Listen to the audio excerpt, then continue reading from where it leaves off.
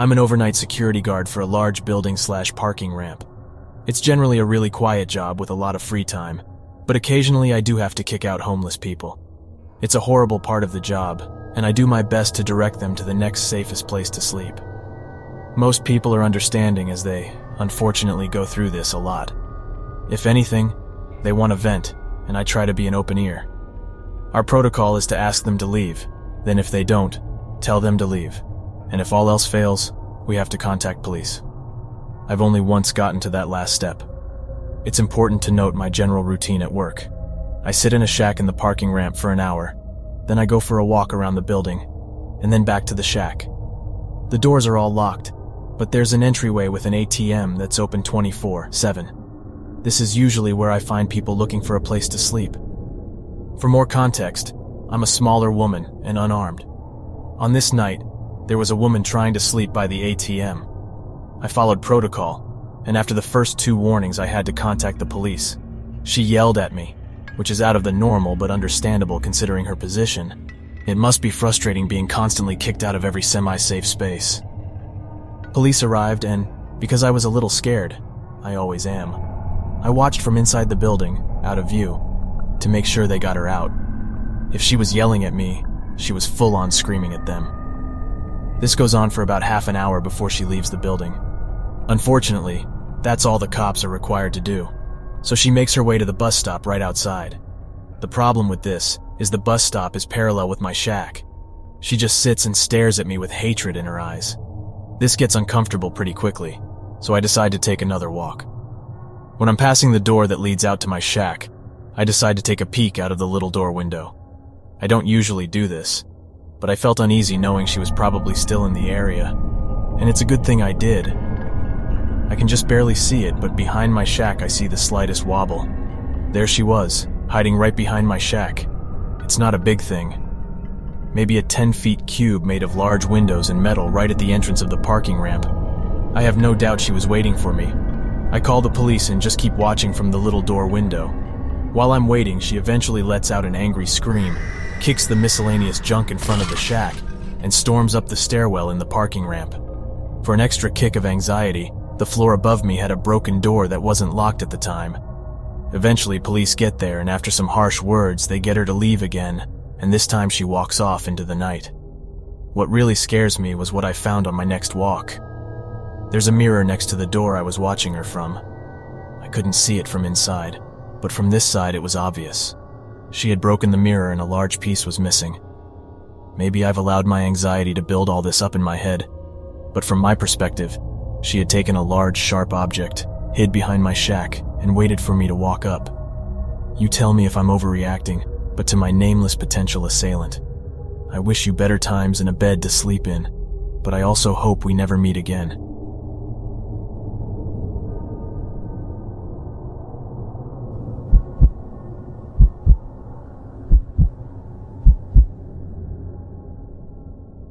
This happened when I was a bartender about 4 years ago, but I think about it often and has changed the way I operate throughout life. I now refuse to go to any store alone after midnight. For the story's sake, I will tell you that I was 25 and an attractive/slender blonde at the time. On a busy Friday night, I was bartending with the bar manager, and he had noticed that we were very low on some bar necessities after the dinner rush. Lemons, limes, bitters, that kind of thing. So I was sent out to go to a 24-hour grocery store down the road to pick up the odds and ends that we would require to get us through the weekend. I picked up everything that was asked of me without trouble at the store, until I got to the liquor aisle. There were 2 country-looking guys that were probably around my age in the aisle, and they were staring at me and whispering to each other in a way that made me uncomfortable, as I assumed they were making comments about me. All pretty innocent so far. Before they could approach me, I grabbed what I needed very quickly and power-walked to the self-checkout. I really booked it out of there because when you're a bartender, it's kind of like you are on stage, and are required to be charming and interact with people that you otherwise absolutely wouldn't be able to tolerate unless you're getting paid to. Thus, why I am not a bartender anymore. I get to the self-checkout, and hot on my tail are the 2 guys. I'm scanning my stuff, and they use the scanning station next to me. I get a better look at them, now that they are right next to me. One is taller, muscular, and average-looking. The other is shorter and more plump. They both looked dirty, and their eyes were completely bloodshot. Not sure if they were high on something or had already been drinking for a while. They continued to stare at me and our eyes awkwardly met, so I did the pleasant, Midwesterny thing to do and flashed them a quick half-assed, closed-lipped smile to be polite. The taller one starts trying to talk to me. "Hey, looks like you're ready to party, huh?" I replied. "Yeah, something like that. It's not for me, though." They walk closer to me and ignore their responsibility to scan their items. "Oh, must be for your boyfriend, huh?" I flash the awkward, tight-lipped smile again and roll my eyes slightly. Like, this is your hint that I am not interested, fellas. The taller one continues to try to talk to me. "You could come hang out with us tonight. We could show you a real good time if you know what I mean." I reply with, "No thanks, I'm good. I have plans already." Well, the tall one starts to get upset that his moves aren't working like he'd hoped, and starts using a more threatening tone and moves very close to me, like 2 inches away, but I ignore him, staying focused on the scanner. I don't think he had showered in a few days by the smell of him. He gets a little louder and says, "I see how it is. You probably only like doctors and rich men like that. You think you're too good for us. We can show you that you aren't. We can teach you a lesson." Now, I'm not sure in what context he meant, but it definitely wasn't good. Still not looking at him, I turn away so my body is blocking his view of my purse, which I set on the scanner, to grab my 4-inch pocket knife out and slide it up my jacket sleeve in case I need to protect myself, acting like I am searching for my wallet. I do this, however, in view of the self-scan worker standing at her podium, and look at her with wide eyes trying to communicate that I do not feel safe, and I might need help.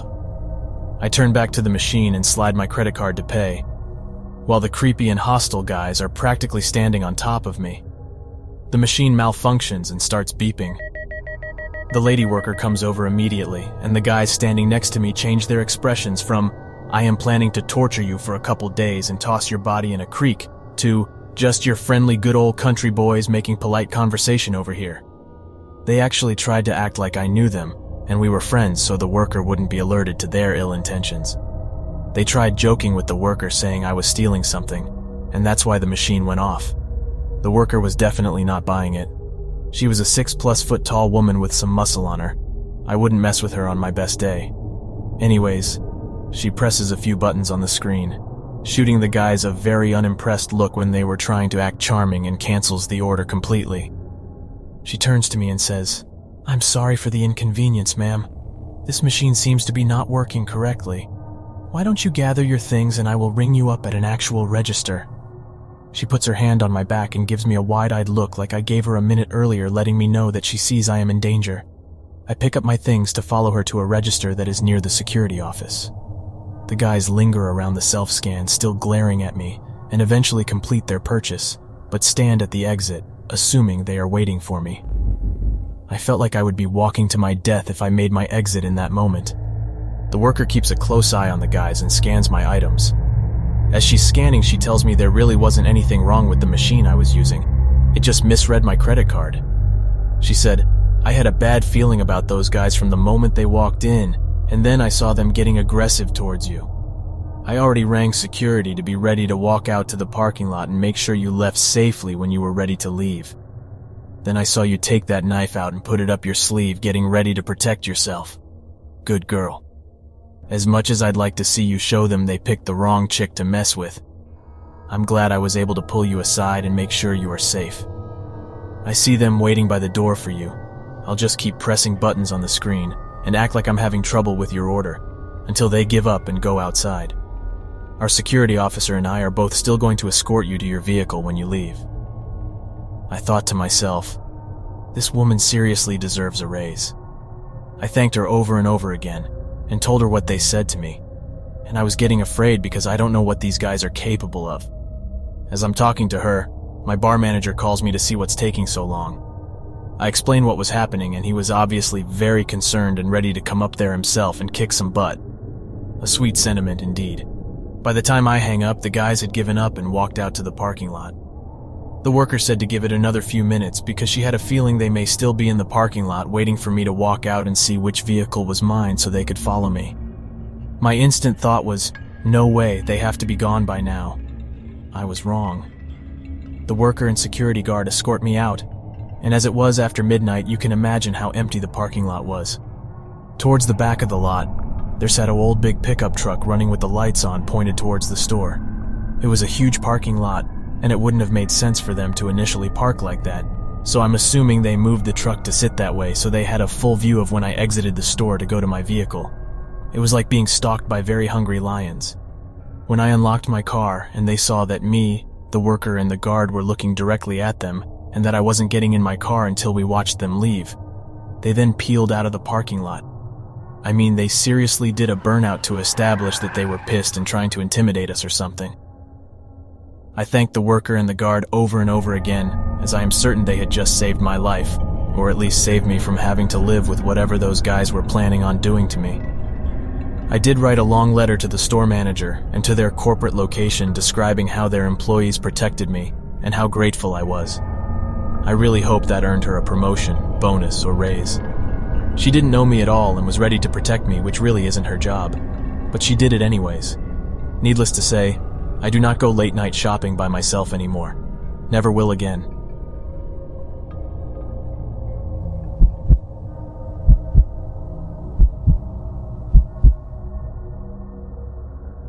My knife saved me from my foolish mistake.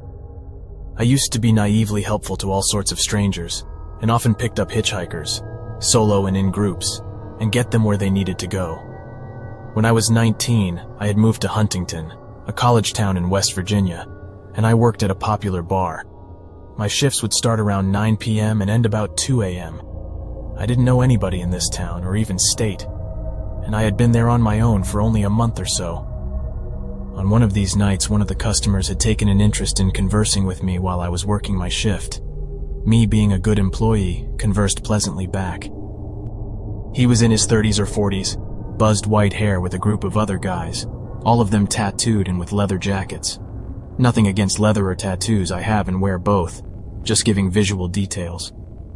He had been there going back and forth between them at their table, and me at the bar, pretty much talking to me non-stop for a good couple hours. Around 1:30 a.m., he mentions he doesn't know where his friends went. I look up, oblivious, and see the whole bar had virtually cleared out. He was right. Not one of his buddies was in sight. He says they must have all gotten drunk and forgot about him, leaving him there. The man is clearly bummed and concerned, because as he tells me, he lives almost an hour away from here and has no way of getting home now.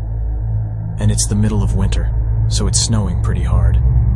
He spends the next few minutes on the phone calling the different friends that were at the bar with him, but no one is answering. He's clearly screwed. I can't leave him in the bar. I can't in good conscience leave the man out in the snow. So heck, now I've got to drive this stranger home in a place I'm unfamiliar with, in conditions I've never really driven in before. There's no snow in my home state. I tell him don't worry. When I finish cleaning the bar and closing up, I'll take him home. And I do. We get in the car, and he gives me directions as we go. We're talking casually like we had been, just superficial conversation, nothing even hinting at sexual or flirty. I'm not a flirty person, so I'm positive there was no misunderstanding here. Keep in mind it's like 2 a.m, no one knows where I am, or that I'm with this random guy, and it's snowing heavily. As we're chatting, suddenly I feel his hand on the back of my neck. It was such an unpleasant feeling. I remember his fingers swirling in the little hairs at the bottom of my hairline, which were too short to make it into the ponytail. Ugh. I scrunched my neck and just calmly said, "I have a knife." As I kept looking forward driving, the swirling ceased, but the hand lingered on my skin. Again, calmly, but more firmly, I said, "I have a knife." He removed his hand and we kept driving. I figure whatever that was is handled, and we get back to our conversation. Minutes later, I feel his hand fully against the back of my neck, his fingers wrapped gently around its curve. I scrunched my neck again and said, "Seriously, I have a knife. I have a knife." He removed his hand once more, and then in a very hurt tone he said, "Are you really scared of me?" After that, he kept his hands to himself. It was a long 1-hour drive, but I got him home and I took off. I'm 29 now, and it wasn't until many years later did it occur to me that the whole thing was probably a setup he and his friends planned. They probably left him stranded so that the chick he's been talking to all night will have to take him home, opening the door for sex, consensual, Or maybe even not. Moral of the story, don't let people you don't know in your car. And also, carry a knife.